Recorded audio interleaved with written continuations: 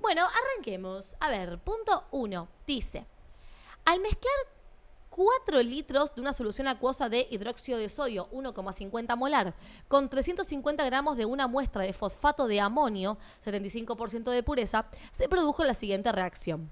Y nos da la reacción química que comprende esos reactivos.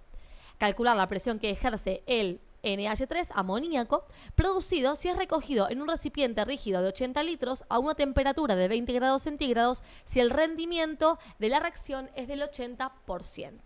Bueno, a ver, para arrancar vamos a anotar los datos. ¿Qué tema es? ¿No? Porque cómo anoto los datos depende del tema que sea. Estamos acá en estequiometría. Me doy cuenta porque tenemos una reacción química que es una reacción de tipo directa, es decir, tiene una flecha que mira hacia los productos, o sea que no es un equilibrio químico, y aparte porque me preguntan por la cantidad de producto producido, o sea, obtenido, y eso es estequiometría. ¿Cómo vamos a anotar los datos? Vamos a separar reactivos de productos. Se supone que el enunciado me tiene que haber dado datos de alguno de ellos. A ver, arranca diciendo que tenemos 4 litros de una solución de hidróxido de sodio. Hidróxido de sodio es esta sustancia. 1,50 molar. La molaridad es soluciones, ¿no? La concentración. Entonces ahí me voy a copiar que para el hidróxido de sodio tenemos un volumen de 4 litros y una concentración 1,50 molar. Como en este tema no podemos usar ni soluciones, ni, no podemos usar concentraciones, no podemos usar presiones, no podemos usar volúmenes, sino que tenemos que usar moles o gramos, vamos a calcular cuántos moles de hidróxido de sodio están en 4 litros de solución. Para eso podemos usar regla de 3 simples propias de soluciones, ¿no? Entendiendo que esto significa que hay 1,50 mol de hidróxido de sodio cada 1 litro. O bien podemos usar esta fórmula, que es que moles se puede calcular como la molaridad multiplicado por el volumen, siempre y cuando lo midamos en litros. Así que para calcular cuántos moles hay en ese volumen, voy a hacer esta formulita. Entonces digo, bueno, los moles de hidróxido de sodio van a ser 1,50 molar multiplicado por 4 litros. Recuerden que molar, la unidad es mol sobre litro. Así que cuando multiplique 1,50 por 4, esto me queda 6 mol. Porque fíjense que litro con litro se cancela. Así que esta es la cantidad de hidróxido de sodio que tenemos en la solución inicial, digamos. O sea, que tenemos en el momento inicial de la reacción.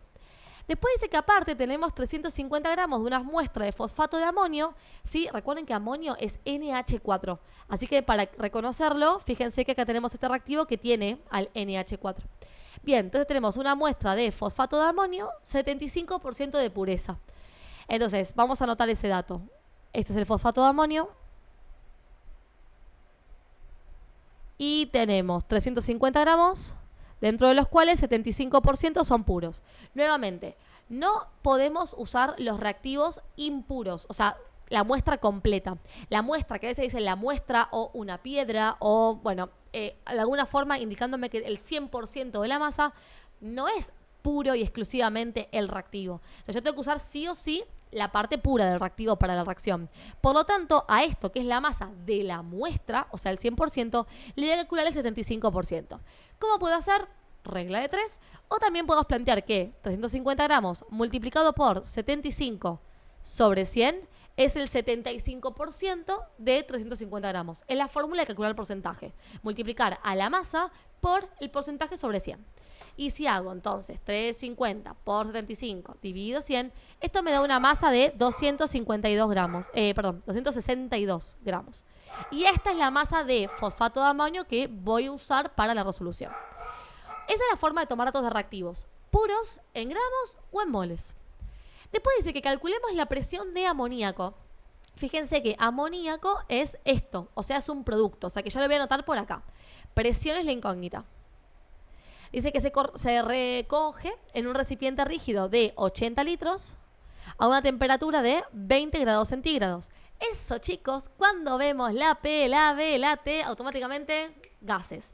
Aparte, fíjense que en la reacción, acá dice que el amoníaco está en estado gaseoso. O sea que si yo quiero calcular presión, voy a usar la fórmula de la ley de los gases ideales. O sea, P por B igual a N por R por T. De modo que vamos a despejar presión. O sea que quedaría N por R por T dividido volumen. La temperatura la tenemos, aunque hay que pasarla a Kelvin, sumando 273. 20 más 273 es 293. El volumen lo tenemos, 80 litros. Lo que me falta son los moles. Y ahí es donde entra en juego estequiometría. Todos estos datos de gases se refieren a el amoníaco. Al amoníaco obtenido de esta estequiometría. O sea que yo debería calcular cuántos moles se obtuvieron de amoníaco para después poder plantear esta fórmula y despejar presión, que es lo que me piden. Así que la búsqueda van a ser los moles de amoníaco. Y lo que tengo que tener en cuenta es que me dieron un rendimiento del 80%. O sea, cuando yo haga estequiometría, la cantidad de amoníaco obtenido va a representar el 100%. Pero en realidad de eso se produce el 80%. Así que me lo voy a anotar como parte de dato de producto. Bien, ahora que tengo todo organizado, me voy a la parte de la estequiometría. Voy a armar el cuadro estequiométrico. Tenemos fosfato de amonio más 3, me comí la A, ¿no? 3 hidróxidos de sodio, que me da un fosfato de sodio más 3 amoníacos más 3 aguas. Bueno, en este caso, para completar el cuadro estequiométrico, vamos a completar la línea de moles, o sea, el trabajo en cantidades. O sea que la primera línea va a ser de mol. Y tengo para esta primera sustancia un mol estequiométrico, así que un mol. Se combina con 3 moles de esta otra y da como respuesta un mol de esta, 3 moles de esta y 3 moles de esta otra, ¿sí? Así es como componemos la regla estequiométrica en moles. O sea, copiando los coeficientes estequiométricos. Después tenemos la parte de masa, donde vamos a tomar la masa molar de cada uno de los compuestos y vamos a multiplicarlo por el número de moles. Esa es la relación en gramos, que podemos completarlo todo o quizás podemos completarlo para los datos dados. O sea, para los dos reactivos que fueron datos, o sea, estos dos, y para el producto que yo quiero obtener. La realidad que conviene completarlo solo eso para no perder tiempo, pero pueden completar lo que quieran, ¿sí? Pueden completarlo todo también.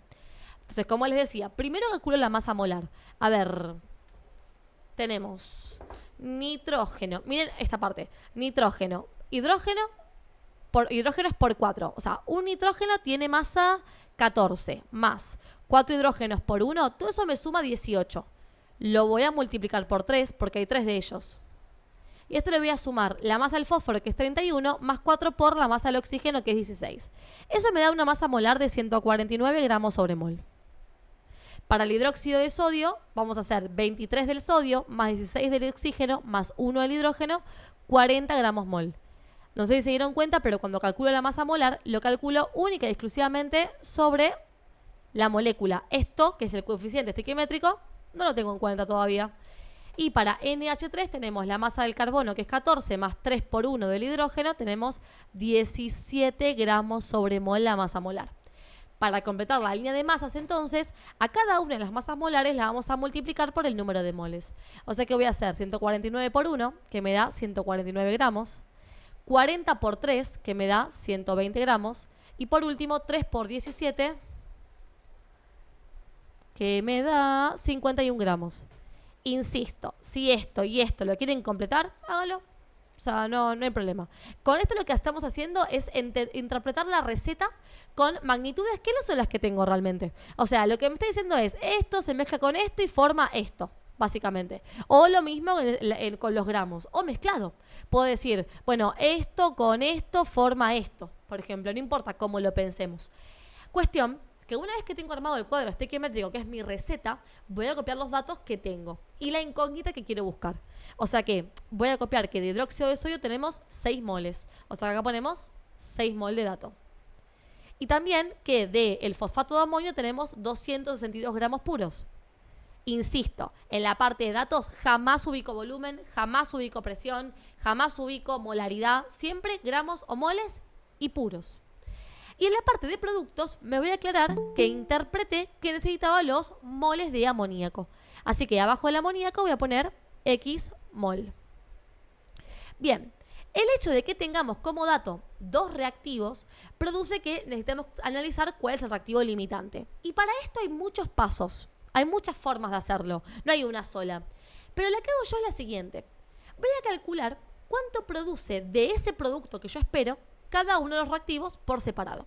O sea, si se consume esto por completo, ¿cuánto producto produce? Y luego lo mismo con este. Esa va a ser mi forma de calcular reactivo limitante, ¿sí? Síganme para los que no saben esta forma. Como tengo que hacer la regla de 3 entre este reactivo y el producto que quiero obtener, voy a elegir de la parte de la estequiometría, o sea, de la relación estequiométrica, para este reactivo lo que esté en gramos, la receta en gramos, porque así es como tengo el dato. Así que uso esto de acá. Y como el producto yo lo espero en moles, entonces voy a tomar el dato en moles. Y entre lo circulado en amarillo, tengo la regla de 3 para calcular cuánto amoníaco produce el fosfato de amonio. Entonces voy a decir, si 149 gramos de fosfato de amonio produce 3 moles de amoníaco, entonces 262 gramos del fosfato de amonio, ¿cuántos moles de amoníaco produce? Hago 262 por 3 dividido 149 y esto me da 5,27 moles de amoníaco. O sea, si se consume por completo el primer reactivo, esa es la cantidad de producto que se esperaría producir. Ahora voy a preguntarme cuánto produce este otro reactivo, del mismo producto, para poder comparar. Entonces digo, bueno, yo acá tengo moles, o sea que me conviene usar el dato en moles. Y como quiero obtener la cantidad del mismo producto que obtuve antes, sigo usando moles porque esa es la unidad en lo que lo necesito.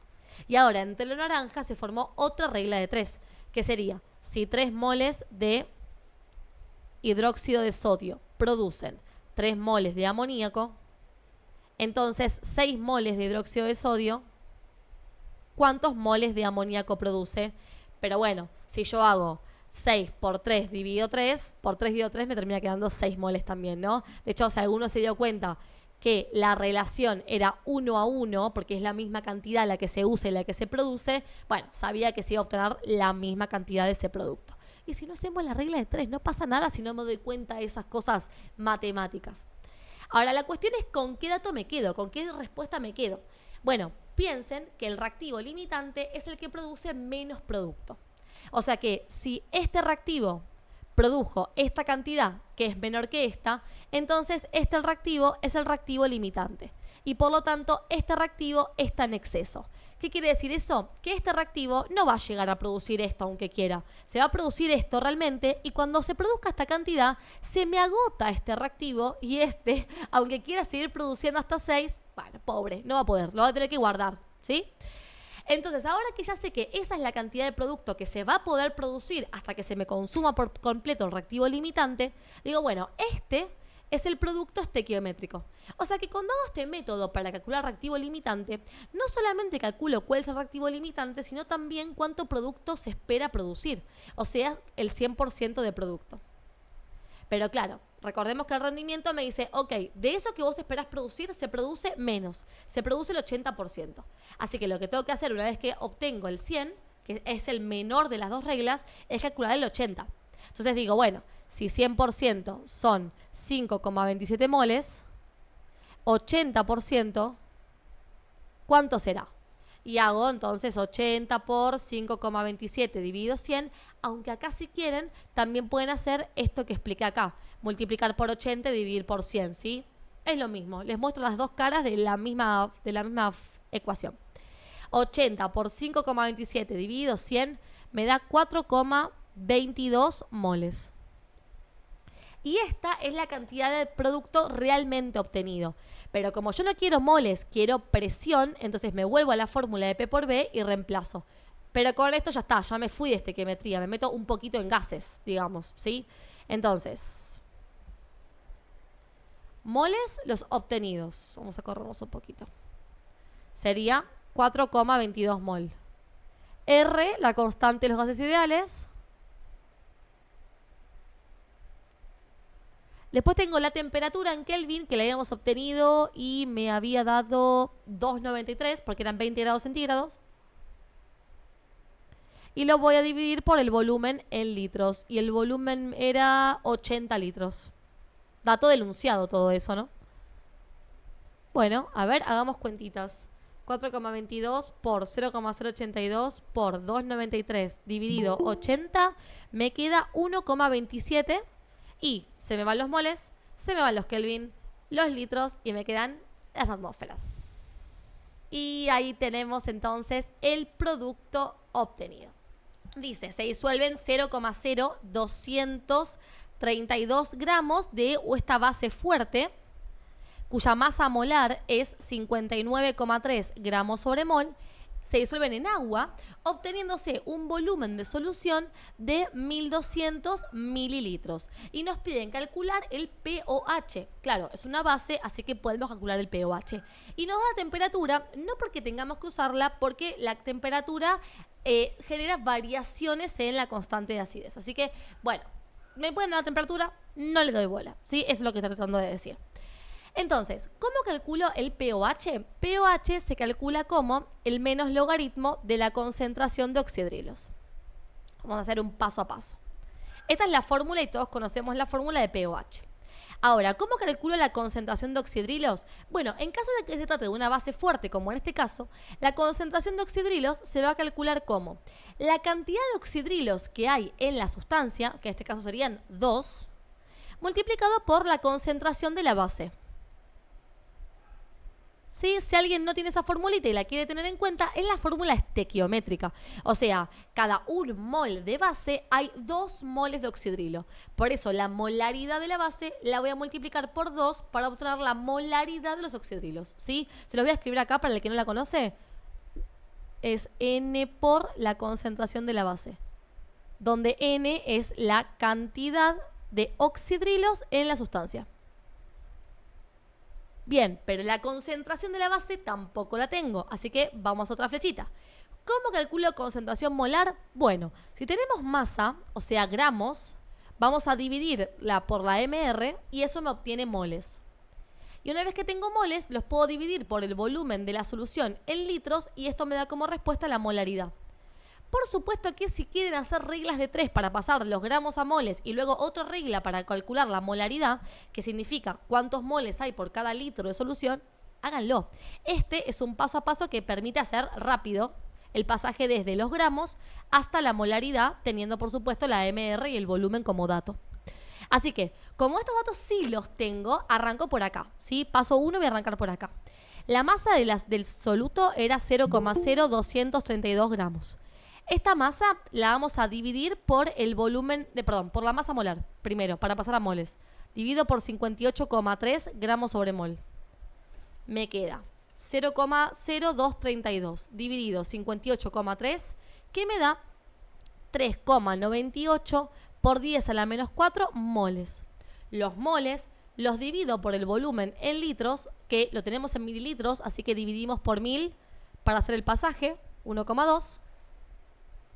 Y esto que obtengo son los moles por cada 1 litro, o sea, la molaridad, que me da 3,32 por 10 a la menos 4 molar. Ahora que tengo la molaridad, esta es la molaridad de la base, porque recuerden que esta es la masa de toda la base fuerte. Voy a obtener la molaridad de los oxidrilos, o sea, la concentración de OHs. Así que vengo para acá y digo, bueno, la concentración de oxidrilos es el doble de la concentración de el hidróxido de magnesio. O sea, 2 por 3,32 por 10 a la menos 4 molar. Si hago esta multiplicación, esto me da 6,63 por 10 a la menos 4 molar. Y ahora que tengo la concentración de oxidrilos, voy a sacar el pOH. O sea que vengo acá y digo, bueno, el pOH es el menos logaritmo de la concentración de oxidrilos. El pOH no tiene unidad, así que si quieren acá no poner molaridad, está perfecto también, ¿sí? Y voy a hacer entonces menos logaritmo de 6,63 por 10 a la menos 4. Y esto me da un pOH de 3,18. Y ahí terminó. Dice, un nucleido de un elemento no metálico Z tiene número másico 79 y 44 neutrones en su núcleo.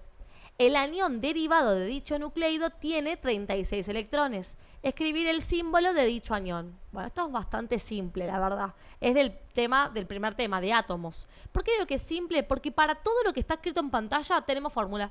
Y si quiero pensarlo mentalmente se me puede complicar. Pero si lo quiero hacer desde las fórmulas no es tan grave. Miren, tenemos como dato el número másico. 79. La cantidad de neutrones, 44. Y la cantidad de electrones, 36. Si yo quiero escribir un anión, tengo que escribir el símbolo y tengo que escribir acá su carga. Así que cuando me piden el símbolo del anión, necesito encontrar quién es y cuánta carga tiene. Para saber quién es, necesito su Z, que debemos recordar que es igual a la cantidad de protones. Y eso lo podemos sacar con esto, porque hay una fórmula que lo relaciona. Dice que la masa atómica es igual a la cantidad de protones más la cantidad de neutrones. Así que si yo quiero calcular Z, o sea, la cantidad de protones, paso los neutrones restando y ahí obtengo los protones. Entonces tengo la masa atómica o número másico, que es lo mismo, 79. Los neutrones, 44. Hago 79 menos 44 y esto me da 35. Ok, tiene 35 protones, o sea que su Z es 35. Voy a la tabla periódica a buscar quién tiene Z35 y me encontraré con el bromo. Pero me falta la carga. Y la carga se calcula como la resta entre protones y electrones. La diferencia entre los protones y los electrones es la carga. Entonces, si protones acá voy a calcular que tengo 35 y electrones me dijo el enunciado que tenía 36, hago 35 menos 36 y la carga me da menos 1. Así que como con las fórmulas obtuve directamente lo que me pide el ejercicio. El símbolo del anión. O sea, el compuesto es bromo y la carga menos 1. Listo. Dice, dibujar la estructura de Lewis para la sustancia de las abajo mencionadas cuyo anión presenta geometría piramidal.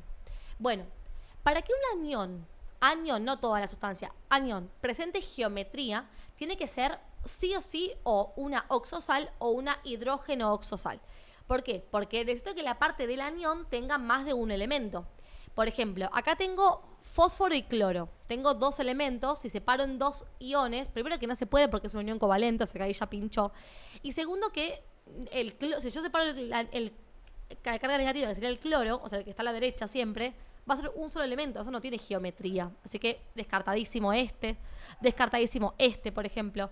Insisto, tiene que haber por lo menos 3 elementos en la molécula o en la sustancia para que tenga un anión, o sea, un oxoanión con geometría molecular. Así que esta opción puede ser, esta opción puede ser y esta opción puede ser. Recién dije oxosal o hidrógeno oxosal, pero voy a agregarle a esto los oxoácidos. Ellos también pueden tener oxoaniones. Así que alguno de estos 3 vendría a ser la cuestión. Vamos a formar el anión para cada uno de estos, ¿sí? ¿Cómo separo? Se separa la parte positiva de la parte negativa. La parte positiva en general suele ser el primer elemento. Por ejemplo, acá que tengo este ácido, el positivo es el hidrógeno solo. Y el resto es la parte no metálica, el oxoanión. Entonces, ¿cómo calculo la carga? Bueno, puedo tomar la cantidad de la parte metálica o positiva, porque el hidrógeno metal no es, y usarlo como carga negativa del no metal. O sea que acá tendría SO4 menos 2, el oxoanión de esa sustancia. SO4 no era, perdón, es SO3. Fíjense, acá hay un 3. Es la costumbre de sulfato. Ahí está. ¿Sí? Y lo mismo hago con el otro. Por ejemplo, acá tengo rubidio 2, selenio, oxígeno 4, una oxosal, ahora sí, porque rubidio es un metal. Lo mismo, separo el metal de todo el resto y la cantidad de metal oficia de carga negativa del oxoanión.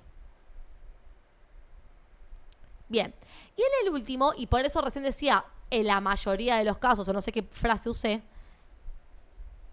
ojo, porque si ustedes separan el primero, están separando un no metal. Y fíjense que es verdad que en el ácido separé un no metal, pero es particularmente hidrógeno, no es cualquier no metal, y él siempre es un protón, o sea, una carga positiva. Y en este caso el nitrógeno, porque sería solo él la carga positiva, o sea, raro, porque metal no es, y caso particular como el hidrógeno tampoco. Bueno, estén atentos a esta construcción. Se llama amonio y es un catión que tienen que llevar sabido, chicos. Es un catión con carga positiva más 1, ¿sí? Entonces, todo esto oficia del metal de esta sustancia, que tiene cantidad 1 unidad, y este 1 sube como carga negativa de este oxoanión. Así que, estén atentos cada vez que aparezca el amonio, porque hay que discriminarlo. respecto al resto a la hora de separar aniones, ¿sí? Bueno, ahora que tengo todos los aniones, tenemos que tener en cuenta que para que presente geometría piramidal, la cantidad de átomos en el anión no puede ser cualquiera. Geometría piramidal requiere exclusivamente de 4 átomos en la unión covalente. O sea que este que tiene 5, porque cuentan 4 oxígenos más un selenio, no me sirve. O sea, este ya no puede presentar geometría piramidal. De hecho, se sabe que por tener 5 átomos en total, presenta geometría tetraédrica. Así que este, descartadísimo. No puede ser. Pero tanto este como este están formados por 4 átomos en total. Un bromo, 3 oxígenos, 4 átomos. Un azufre, 3 oxígenos. Ahí tenemos 4 átomos también. Así que habrá que hacer la Lewis para saber cuál de los dos tiene geometría piramidal. Bueno, vamos con eso. Entonces, ¿cómo se compone la Lewis? Ponemos la carga por este lado. La carga indica cuántos oxígenos reciben un electrón del catión. En este caso sería del hidrógeno. Como tenemos -2, es porque hay 2 oxígenos. De los 3 que tiene el anión, hay 2 oxígenos que reciben un electrón de afuera. Eso es lo primero que voy a formar. Voy a escribir el oxígeno con sus 6 electrones. Tiene 6 electrones de valencia. Puse uno de más. 1, 2, 3, 4, 5. No, bien, 6. Y le agregamos un electrón extra que es el que recibe de afuera. Hago lo mismo con otro oxígeno. 1, 2, 3, 4, 5, 6 y le agrego otro electrón. Si alguien de por acá se está preguntando, che, pero ¿por qué no se lo agrego los 2 electrones al mismo oxígeno? No se puede. No se puede porque el oxígeno nos quedaría con 8 electrones y no se podría unir al átomo central, o sea, al azufre. Así que siempre es un electrón para cada oxígeno. Y vamos a unir esos oxígenos, ya que ya tienen sus electrones, se los vamos a unir al átomo central, que es el azufre. El azufre que tiene también 6 electrones. Y él va a querer compartir uno con cada oxígeno para llegar a 8. Así que voy a poner uno por acá, uno por acá, uno por abajo, 2 por abajo y 2 por arriba. Ahí tenemos en total 6 electrones. ¿Y qué pasa? Tenemos un oxígeno más todavía, ¿no? Tenemos todavía un tercer oxígeno por unir. Vamos a unírselo con dativa. Porque fíjense que al emparentar esto con esto, ya llegó a completar el octeto el azufre, pero todavía hay un oxígeno más por unir. Cuando pasa eso, que todo completa el octeto, pero faltan oxígenos por unir, dativa, de 1. Entonces acá pongo el tercer oxígeno. 1, 2, 3, 4, 5, 6. Fíjense que no pongo electrones para compartir, porque estos 2 del azufre se los comparto el oxígeno por dativa, o sea, sin compartir electrones. Y así me quedó la estructura de Lewis de este ion que se llama sulfito. ¿Qué podemos ver? Que tenemos 4 átomos en total y que al átomo central le sobran un par de electrones sin compartir. En ese caso estamos en presencia de una geometría piramidal. ¿Sí? La piramidal justamente es esa condición. 4 átomos y que al central le sobre un par de electrones sin compartir. ¿Qué pasa en este ejercicio particularmente? Veamos qué pasa con el otro. Con bromo oxígeno 3 menos 1. A ver. Carga menos 1. Eso quiere decir que hay un oxígeno que recibe un electrón de afuera. O sea que ya formó un oxígeno con sus 6 electrones. 1, 2, 3, 4, 5, 6. Sí. Y recibe uno extra. Listo. Ya armé el oxígeno. Ahora ese oxígeno se une al átomo central, que es el bromo. El bromo que tiene 7 electrones. 1, 2, 3, 4, 5, 6, 7. Recuerden que pertenece al grupo 17. Y fíjense que uniendo estos dos ya completan el octeto ambos. Y estos 2 oxígenos que sobran, porque yo de los 3 sucedo 1, los voy a unir por dativa al átomo central. O sea que le voy a unir un oxígeno por acá, pero sin compartir electrones. Otro oxígeno, por ejemplo, por abajo o por arriba, sin compartir electrones. Y de esta forma, entonces, logré la unión. De vuelta, si no se ve, por las dudas hago ahí los arquitos, estos electrones, están comprometidos. Están comprometidos porque están unidos por dativa a los oxígenos. Pero quienes no están comprometidos son estos 2 de acá arriba. O sea que otra vez tenemos 4 átomos en total, 2 electrones sin compartir, o sea que eso también tiene geometría piramidal. Calcular el número de átomos de carbono que hay en una muestra de 8,24 gramos de clorofila. Ahí lo tienen el nombre, clorofila. Bueno, a ver, te pide el número de átomos de carbono particularmente. Lo que yo puedo ver en esta sustancia es que hay 55 moles de carbono por cada 1 mol de la sustancia, ¿sí? Entonces, si yo planteara una regla de 3 con moles, podría calcular cuántos moles de carbono hay en esta masa de clorofila. Ahora, muchas veces eso es medio engorroso, como estar pensando en qué unidad lo hago, pero tengo gramos y estoy pensando en moles y bueno.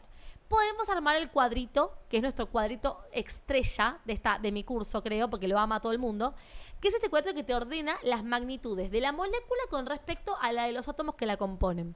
Entonces, yo tengo 55 carbonos, 72 hidrógenos, 5 oxígenos, 4 nitrógenos y 1 magnesio.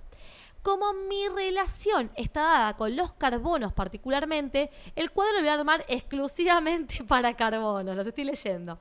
Entonces, ¿cómo vamos a armar el cuadrito? Bueno, primero con la línea de moles y voy a decir, en 1 mol de toda esta sustancia hay 55 moles de carbono. O sea que la atomicidad de carbono es los moles de carbono que hay en 1 mol de la sustancia completa. En el próximo renglón voy a completar la información, pero con átomos, o sea, con número de partículas, moléculas o átomos en caso de carbono. O sea que a los moles los voy a multiplicar por 6,02 por 10 a la 23, o sea, por el número de Avogadro. Cuando multiplico por 1, por supuesto que me queda la misma cantidad. Cuando multiplico por 55, se me va a ir a un número bastante grande. Me queda 3,31 por 10 a la 25 átomos de carbono. Y por último completamos la línea de gramos, o sea, de la de masa. Vamos a hacer la masa molar del compuesto multiplicado por el número de moles. A ver, acá. Hagamos cuentitas. Tenemos... Ay, necesito la masa molar del magnesio. Vamos a buscar esa masa molar, porque esa no la tengo. A ver, tabla periódica. Magnesio 24. Bien. Regresemos. 24. Entonces tenemos 55 por la masa del carbono, que es 12, más 72 por la masa del hidrógeno, que es 1, más 5 por la masa del oxígeno, que es 16, más 4 por la del nitrógeno, que es 14, más 24, que es la masa del magnesio. Me termina quedando una masa molar de 892 gramos sobre mol. Multiplico por 1 y me queda el mismo número. De hecho, siempre va a quedar la masa molar en esta parte del cuadro. Y para los carbonos, bueno, el carbono tiene una masa molar de 12 gramos sobre mol. Hago 12 multiplicado por 55 y me da la relación, la masa que aporta el carbono a 1 mol de esta sustancia, que son 660 gramos. Este cuadrito nos da la relación entre átomos y la molécula completa. Una vez que tengo esto, voy a ubicar los datos. A mí me dice que hay una muestra de 824 gramos de clorofila. Como ese es dato de clorofila, o sea, de toda la sustancia, lo voy a ubicar acá abajo. 8,24 gramos. Y por otra parte, me preguntan el número de átomos de carbono. O sea que la incógnita está acá y lo que yo quiero es átomos. Recuerden que si decía cantidad de átomos es moles, pero como dice número, es átomos. Entonces, de este cuadrito, que es parecido a estequiometría, voy a tomar el dato en gramos que me dieron y de esa columna voy a elegir el dato en gramos, o sea, este de por acá. Y para el carbono, como tengo átomos, como quiero átomos, voy a elegir el dato en átomos de la relación. Y con lo seleccionado, armo una regla de 3. Voy a decir, si 892 gramos de clorofila contienen 3,31 por 10 a la 25 átomos de carbono, entonces, en 8,24 gramos de clorofila, ¿cuántos átomos de carbono tengo? Y me calma la regla de 3, ¿sí? Entonces hacemos 8,24 por 3,31 exponencial 25 dividido 8,92 y esto me da 3,06 por 10 a la 23 átomos de carbono. Y listo. Terminó el ejercicio. Dice, dado los siguientes compuestos, indicar el compuesto que presenta interacciones de tipo enlace hidrógeno entre sus moléculas y después indicar la fórmula de la sustancia con menor punto de ebullición.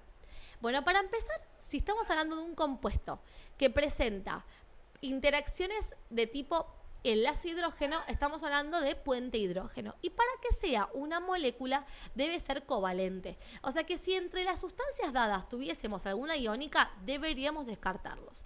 Ahora, si se fijan, todas las sustancias están formadas por no metales: carbono, hidrógeno, fósforo, hidrógeno, silicio, cloro, nitrógeno, hidrógeno, carbono, hidrógeno, cloro. Todos no metales. Entonces acá iónicas no hay. Ninguna es descartable. Ahora, para que forme puente hidrógeno, recordemos que tiene que ser polar, principalmente tiene que ser polar, y tiene que tener hidrógeno unido a o nitrógeno, o flúor, u oxígeno. O sea, alguno de esos tres. Con fósforo no me sirve, con carbono no me sirve. Tiene que ser sí o sí con alguno de esos. Por eso la respuesta correcta es el amoníaco. Que sé que es polar porque si le dibujo la Lewis, fíjense, el nitrógeno tiene 5 electrones. Comparte un electrón con cada hidrógeno y sobran un par de electrones sin compartir. Si sobra un par de electrones sin compartir, la molécula directamente es polar, que es lo mismo que decir momento dipolar distinto de cero. Si la molécula es polar y encima tiene nitrógeno unido a hidrógeno, entonces forma enlace hidrógeno. Así que esa es la respuesta correcta para el punto A. Y en el punto B me pregunta qué sustancia presenta menor punto de ebullición.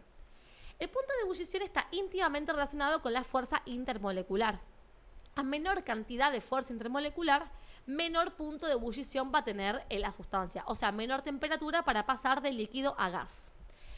¿Quién tiene menor fuerza intermolecular? Los compuestos que son no polares. Los compuestos no polares, moléculas, siempre que hablamos de polaridad, hablamos de molécula, nunca iónica. Los compuestos no polares presentan únicamente fuerza London, la menor interacción entre partículas.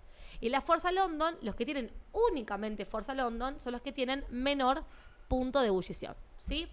Y también de fusión, aclaración. Entonces, claro, yo tendría que ver cuál de todos estos tienen fuerza London, o sea, cuál de todos estos son no polares. Bueno, para eso hacemos la Lewis de cada uno, ¿sí? Entonces, comenzamos con el primero. Carbono, hidrógeno, 4. Tenemos un carbono con sus 4 electrones y comparte un hidrógeno, un electrón con cada hidrógeno. Los hidrógenos completan con 2, así que todos completaron y el carbono ya llegó a 8 el compartir uno con uno. Cuando tenemos 5 átomos en total y los laterales son todos iguales, la molécula resulta ser no polar. Así que esta es recontra candidata. ¿Qué pasa con pH3? Tiene 4 átomos en total. Fósforo tiene 5 electrones y comparte un electrón con cada hidrógeno. Pero fíjense que completa el octeto de esta forma, pero el fósforo le sobran 2 electrones sin compartir. Así que esta es recontra polar. Y yo tengo que buscar una que sea no polar para que tenga bajo punto de ebullición. Le gana esta, digamos, en bajo punto de ebullición. Así que esta, descartada. Después tenemos silicio, cloro 4. El silicio tiene 4 electrones, al igual que el carbono, y comparte un electrón con cada cloro. Cada cloro tiene 7 electrones. Así que el cloro con compartir 1 le alcanza para llegar a 8. Son 4 cloros en total. ¿Qué pasa con esta sustancia?